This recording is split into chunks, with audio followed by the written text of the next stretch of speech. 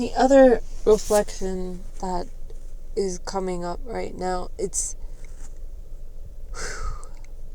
there's complexities, so many different nuances and subtleties and complexities, taking place, and yet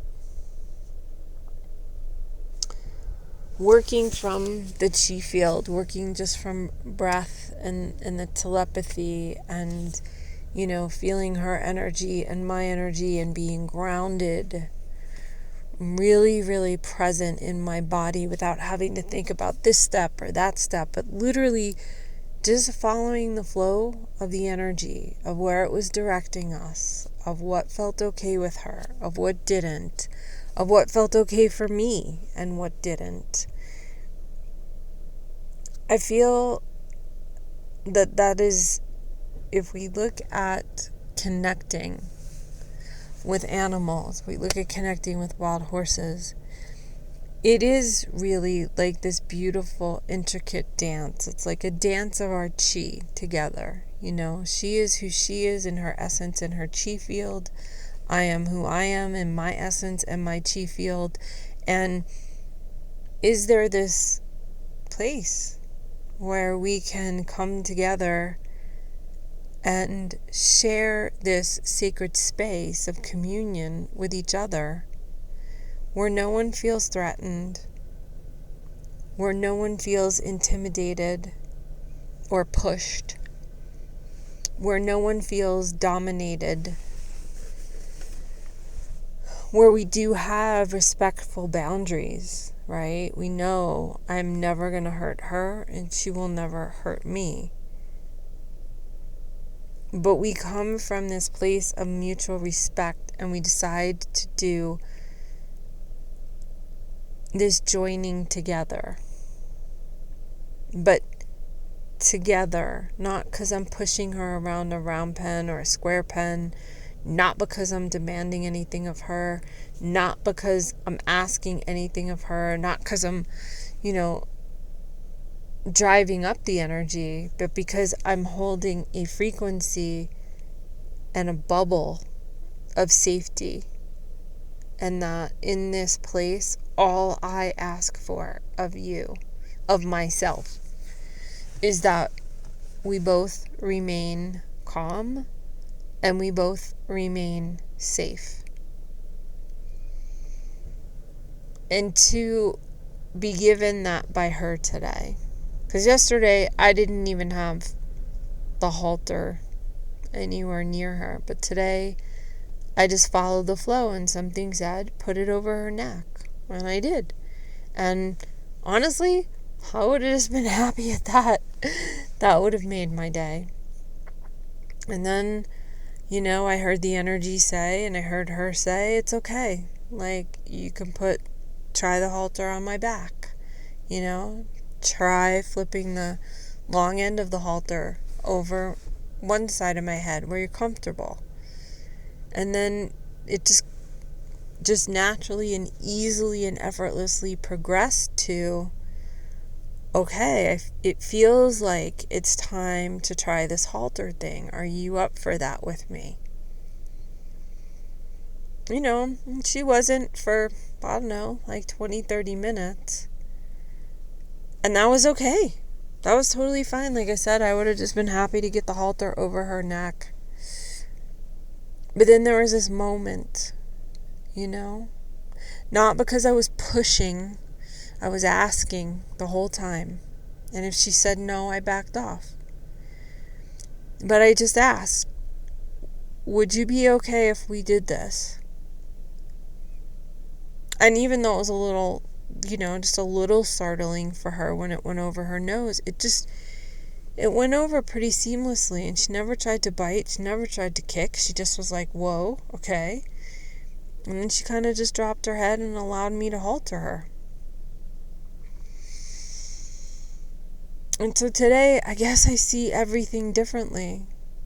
Everything differently that I was taught about how you train horses, and everything differently about who horse is, and everything differently about what they're capable of and what they're conscious and aware of and what they're able to communicate and what we're able to communicate, but we don't think that they know, and we think that they don't know, and they know so much more than we do. And I understand, different people, different strokes for different folks.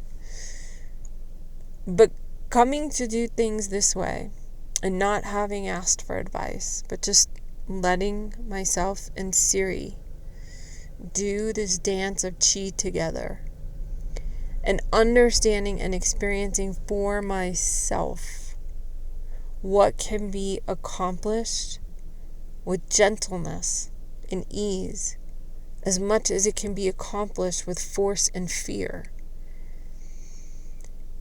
I don't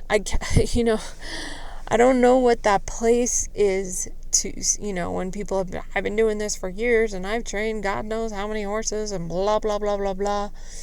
And I'm like, I get that and I respect that. And are you doing it by rote? Like, do you really understand how calm and gentle the true nature and the true essence of horse is? Even though you've been doing it the way you've been doing it, do you still have to run babies around in order to halter them? What if you made a very different, very gentle connection? What if the next frontier of learning about animals in terms of the behavior sciences, which is what I'm laying down here from their truth and from the true essence of the science, not the intellectual based science?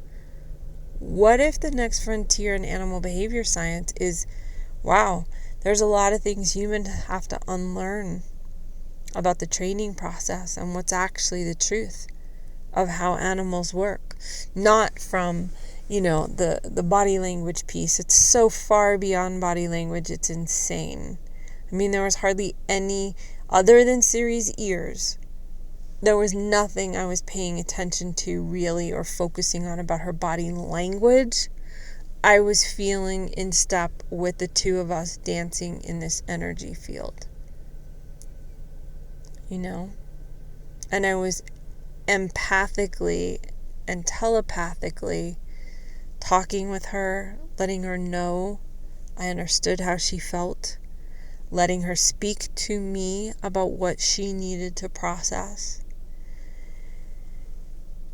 And maybe that's why it felt so different. I remember training with my wolf dog, Ayana, and I had learned so much from her, and I could feel her before I could see what the body language was. I could feel in sync with her energy field, the same way that the mama dogs and the dad dogs and all animals feel with each other. They feel the energy field. Do they get body language? Yeah, they do. But body language is usually coming after they felt something energetically. That's where it actually starts. So to me today was this mind-blowing journey into my, deeper research with telepathy and communication with animals and understanding their consciousness, understanding their sentience. Because I didn't follow any of the quote-unquote, rules of horsemanship or here's how you do this stuff. I listened to Siri today. I listened to her. I asked her. I asked of her. And every step of the way, I just stayed in sync with our essences. And that in and of itself, yes, I'm glad and grateful I got a halter on her, but nothing can replace the experience of being fully present to that experience and connecting with that mare on such a deep, profound level, and so much trust traveling between us, when I know that she could have bit me, she could have kicked me, she could have killed me if she wanted to. But that's not her MO. And now understanding how sensitive they are, that is how sensitive I will always be with them.